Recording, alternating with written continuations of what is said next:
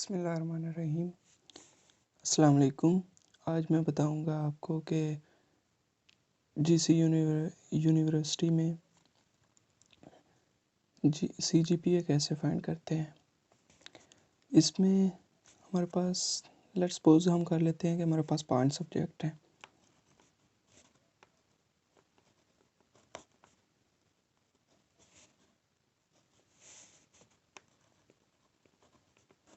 Subject 2, subject 3, subject 4 and subject 5। इसके बाद हमारे हर सब्जेक्ट के हमें पता है कि क्रेडिट आवर होते हैं। क्रेडिट आवर हमेशा 3, 4 या 2 होते हैं। हम लेट्स सपोज कर लेते हैं कि हमारे पास सब्जेक्ट 1 के क्रेडिट आवर 2 हैं। उसके बाद सब्जेक्ट 2 के 3 हैं, सब्जेक्ट 3 के 4 हैं और इसके भी 3 हैं और सब्जेक्ट 5 के भी 2 हैं। इसके बाद CGPA फाइंड करने के लिए हमारे पास चाहिए होते हैं मार्क्स। हमें पता है कि जो 2 क्रेडिट आवर्स होता है सब्जेक्ट, उसके टोटल मार्क्स होते हैं 40 में लेट्स सपोज हम कर लेते हैं कि हमें 26 हैं। ठीक है। उसके बाद हमें पता है कि जो 3 क्रेडिट आवर का सब्जेक्ट होता है उसके टोटल मार्क्स 60 होते हैं। हम सपोज करते हैं कि हमारे पास 60 में से हमारे पास मार्क्स आए हैं 38। ठीक है। उसके बाद हम सपोज कर लेते हैं कि हमें पता है कि 4 क्रेडिट आवर का जो भी सब्जेक्ट होता है उसके 80 मार्क्स होते हैं। 80 में से हमारे पास 49 मार्क्स आए हैं। उसके बाद सब्जेक्ट 4 के भी 3 क्रेडिट आ रहे हैं, उसके भी 60 मार्क्स होंगे और 60 में से हमारे पास आए हैं 26, हम सपोज कर रहे हैं। उसके बाद जो लास्ट सब्जेक्ट है उसके 2 क्रेडिट आ रहे हैं, इसके 40 मार्क्स हैं और 40 मार्क्स में से हमारे पास आए हैं 22। ठीक है। उसके बाद जो तीसरा सब्जेक्ट सबसे अहम जो होता है इसका स्टेप, वो होता है क्वालिटी पॉइंट्स फाइंड करना। क्वालिटी पॉइंट्स फाइंड करने का एक फार्मूला होता है कि अगर हमारे पास A ग्रेड हो उस पे credit hour maximum quality points जो होते हैं वो होते हैं 12 सब्जेक्ट 1 के ये हैं 40 क्रेडिट आवर। इसमें 32 से लेकर 40 तक जो है वो ए ग्रेड बनता है और ए ग्रेड पे हमें पता है कि 12 क्वालिटी पॉइंट्स पूरे मिलते हैं। ठीक है। इसके बाद हमारे पास हर 3 पॉइंट्स के बाद एक क्वालिटी पॉइंट कम होता जाता है, मतलब हर एक मार्क्स के बाद हमारा 0.33, ये मैं इधर आपको लेट्स सपोज करके बताता हूँ। ये हमारे पास सब्जेक्ट है 40 मार्क्स का। ठीक है। 40 मार्क्स का 32 अगर हमारे पास मार्क्स हों तो उस पर हमारे क्वालिटी पॉइंट्स बनेंगे 12। ठीक है। अब हर 3 मार्क्स के बाद हमारा एक क्वालिटी पॉइंट्स कम होगा। ठीक है। इसके बाद 29 पे हमारे पास 11 क्वालिटी पॉइंट्स बनेंगे और इसी तरह 26 पे हमारे पास 10 क्वालिटी पॉइंट्स बनेंगे। इसी तरह अगर हमारे पास 31 मार्क्स हों तो इस पे बनेंगे, इसमें से 0.33 कम कर दें तो ये हो जाएगा 11.67। ठीक है। इस तरह से ये बनते हैं। तो इसी तरह हम बना लेते हैं 2 क्रेडिट आवर का है तो 32 पे बनेंगे 12। इसी तरह 26 पे हमने निकाले हैं 29 पे बनेंगे 11 और 26 पे बनेंगे 10। तो ये 10 लिख लिया हमने। इसी तरह 3 क्रेडिट आवर का है तो ये 30 मार्क्स हैं और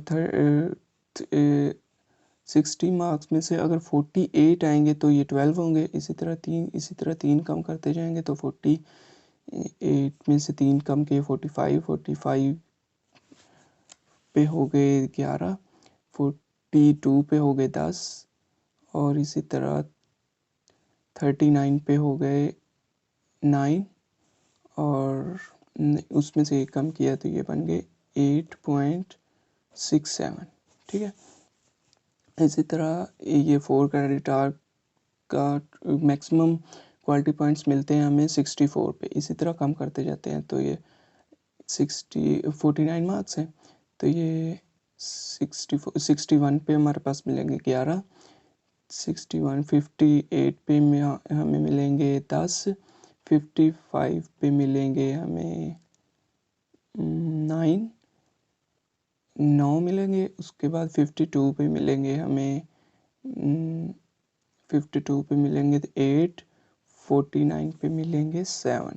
ठीक है, इसी तरह ये 3 क्रेडिट आवर का है, तो हमें पता था कि 39 पे मिलेंगे 9 और 36 पे मिलेंगे 8 और इसी तरह 33 पे मिलेंगे हमें 7, 30 पे मिलेंगे 6 और इसी तरह 27 पे मिलेंगे हमें 5 और इसी 26 पे मिल जाएंगे हमें 4.67। ठीक है, इसी तरह ये 2 क्रेडिट आवर का 40 मार्क्स हो तो 32 पे मैक्सिमम मिलते हैं। इसी तरह 3 कम करते जाएंगे तो 29 पे मिल जाएंगे हमें 11 क्वालिटी पॉइंट्स। इसी तरह 29 पे मिल जाएंगे 11। इसी तरह 26 पे मिल जाएंगे 10 और 26 पे 10, 23 पे मिल जाएंगे 9 मिलेंगे और इसी तरह अगर हम उसमें से एक कम कर दें तो ये 8.67 बन जाएंगे। तीसरा जो स्टेप है उसमें हमें क्रेडिट आवर जो है उनको प्लस करना होता है। 2 और 3, 5, 5, 4, 9, 9, 4, 9, 3, 12, 12, 2, 14 हो जाएंगे। टोटल क्रेडिट आवर हमारे पास 14 है। एक दफ़ा फिर ऐड कर लेते हैं 2, 5, 4, 9, 9, 3, 12, 2, 14। ठीक है, उसके बाद हमें क्वालिटी पॉइंट्स को ऐड करना होता है, तो ये सभी ऐड कर लेता हूँ मैं कैलकुलेटर पे। 10 प्लस 8.67 प्लस 7 प्लस 4.67 प्लस 8.67, ये बन गए हमारे पास 39.01। ठीक है, उसके बाद जीपीए फाइंड करना जो मेथड होता है वो होता है quality points divided by credit our.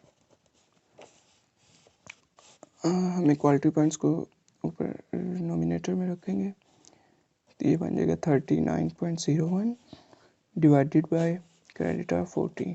अब इनको सिंपल डिवाइड कर लेना है 14 पे डिवाइड करेंगे तो हमारे पास आ जाएगी CGPA 2.786। इसको राउंड अबाउट करेंगे तो 2.79 हमारे पास CGPA आएगी। इसी तरह से हम कोई भी सब्जेक्ट हो, कितने भी क्रेडिट आवर का हो, तो उसके हम क्वालिटी पॉइंट्स फाइंड करके और उनके बाद क्वालिटी पॉइंट्स को ऐड करके क्रेडिट आवर पे डिवाइड करके हम GPA फाइंड कर सकते हैं। CGPA फाइंड करने के लिए लेट्स सपोज कर लेते हैं कि हमारे पास ये फर्स्ट सेमेस्टर की GPA है। उसके बाद इसी तरह हम सेकंड सेमेस्टर की GPA फाइंड करेंगे। सपोज कर लेते हैं वो हमारे पास 3.09 है। ठीक है, CGPA फाइंड करने के लिए हम दोनों GPA को ऐड करेंगे 2.79 प्लस 3.09 डिवाइडेड बाई 2 कर देंगे तो ये हमारे पास GPA आ जाएगी जो भी आएगी। इसी तरह से हम GPA और CGPA फाइंड कर सकते हैं। तो मेरी ये वीडियो यहीं तक थी। अगर आपको पसंद आए तो लाइक कीजिएगा, शेयर कीजिएगा। Thank you very much. मिलते हैं नेक्स्ट वीडियो।